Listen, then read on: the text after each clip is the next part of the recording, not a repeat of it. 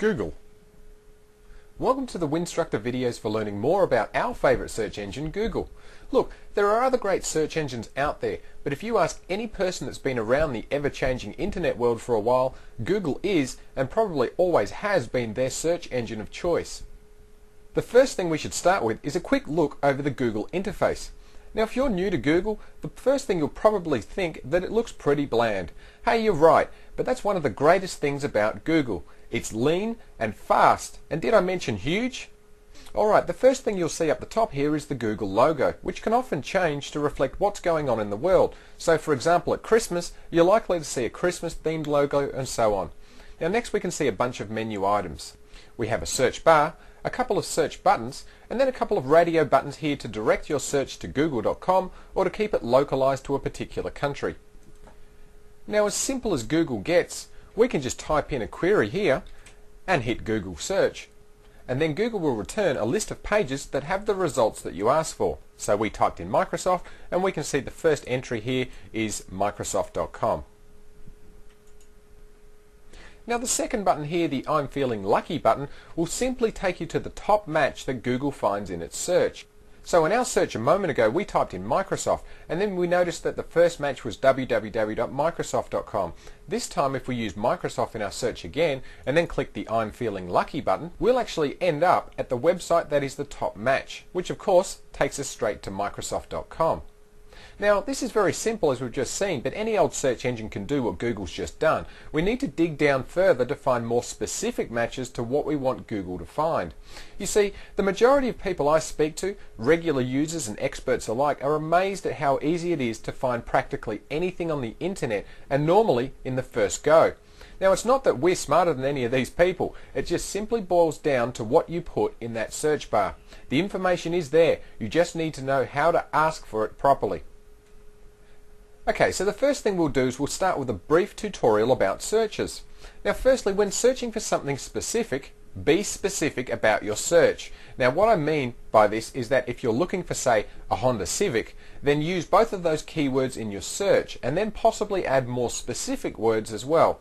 Now by default, Google uses the Boolean default of AND when it searches. This simply means that when we type in 95 Honda Civic, we're telling Google that we want pages with the word 95 and Honda and Civic. We're not telling Google that we only want pages with 95 Honda Civic if those three words appear in order.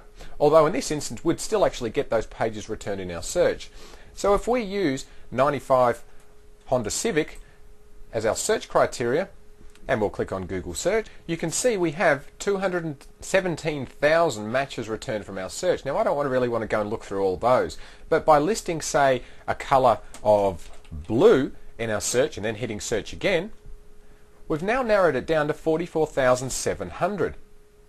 So being more specific certainly helps us to get closer to what we want to find. But think more about the Honda that we're searching for. Do we want it to have tinted windows? What about its mileage? What sort of tyres should it have? Now if you're wanting to buy this Civic, how about searching for if the car's actually for sale? What area do you live in? How about searching for that? You see, there's more to searching than just typing in a couple of words. Have a think about what it is that you're trying to search for, then be specific. If you find that your search is a little more obscure, try taking out some of the specific words until you have a reasonable search result for you to be able to browse. Now back to our search. Does the car have to be blue? Or what about red? Now we're talking about OR searches.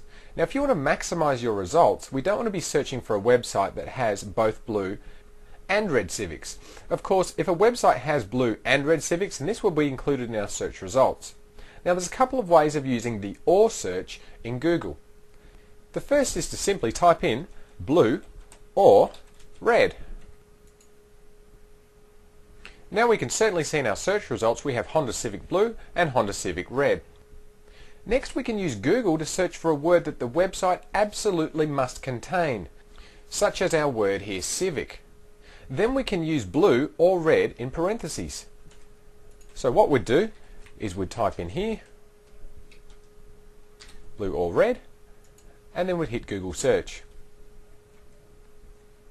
Now you can also substitute the OR here with the pipe symbol. It does exactly the same thing, so just use whatever you feel most comfortable with. Now we can also exclude certain items from being displayed in our search results. So let's say we want to find a Honda Civic that's blue, but we definitely don't want a red one. We can use Google to exclude items with a hyphen. So in this instance, we'll just remove these here. We could put a hyphen before red and then hit Google search again. And now you'll notice that we only receive Honda Civic 95 models with blue listed, and we cannot certainly see any reds in here. Now before we wrap up this basic discussion of Google searches, there's also the ability to use Google to search for quoted text. Now what I mean by this is you can search for a group of words or a phrase. So using our previous examples, we want a blue Honda Civic. So if we specifically want these 3 words to appear in that exact order, we can surround them in quotes. So we would enter blue Honda Civic surrounded by quotes and then hit Google search. And here we can see we have blue Honda Civic, blue Honda Civic, blue Honda Civic. So quoted searches can be very useful if you want to search for a particular order of words or a phrase or some song lyrics or so on. Of course, we can also include our previous searches to again narrow down the results. So we'll add in another quoted search of for sale, and then we'll say we don't want to have red. So we'll hit Google search again, and now we can see blue Honda Civic for sale, and I certainly can't see any reds in there. So great, we've narrowed down our search again. And on the right up here, if you recall, our original search was 217,000 matches. We're now down to 82, so that's a lot more manageable. Now you can also, by the way, use an asterisk as a substitute for words in a search. So for example, up here in our blue Honda Civic, we could actually use a blue asterisk Civic, and now this will actually match the phrase blue followed by any word followed by the word Civic. So we'll click on Google search again, and we can certainly still see blue Honda Civic, blue 2000 Civic. Now I should also point out that Google doesn't support the use of this asterisk in place of letters in a word. So in other words, as we've seen, blue with a space and then an asterisk and then another space and then Civic certainly worked. But if I was then to, say, delete that space there, then Google will not use blue asterisks to search for any words that start with blue and then of course have any other letters after them.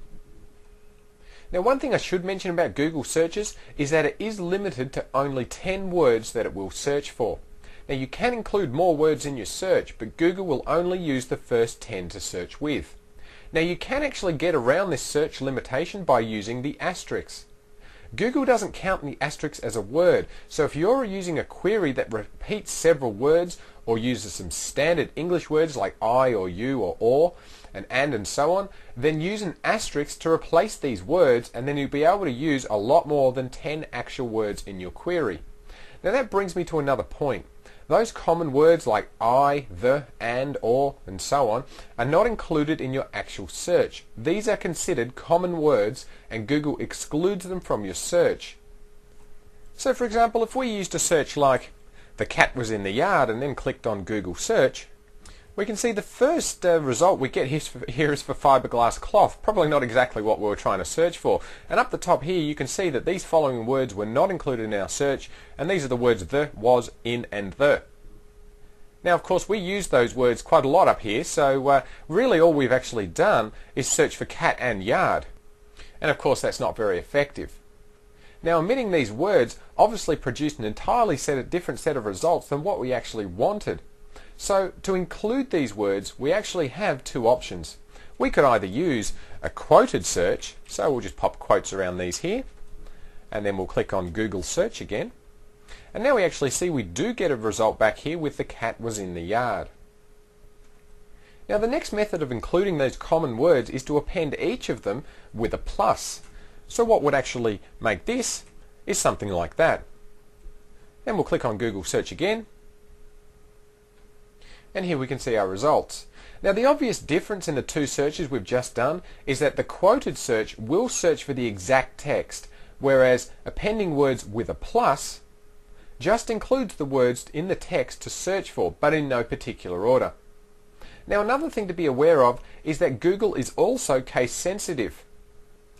So if you were to type in red red or red, this sort of case sensitivity will have effect on your search results. So bear this in mind if you don't find what you're looking for.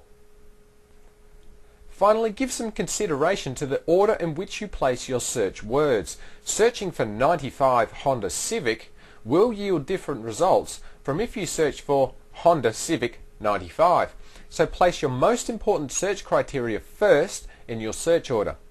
Now in this video we looked at some basic Google searches. We discussed why being specific in your searches can dramatically narrow down the search results that you'll get.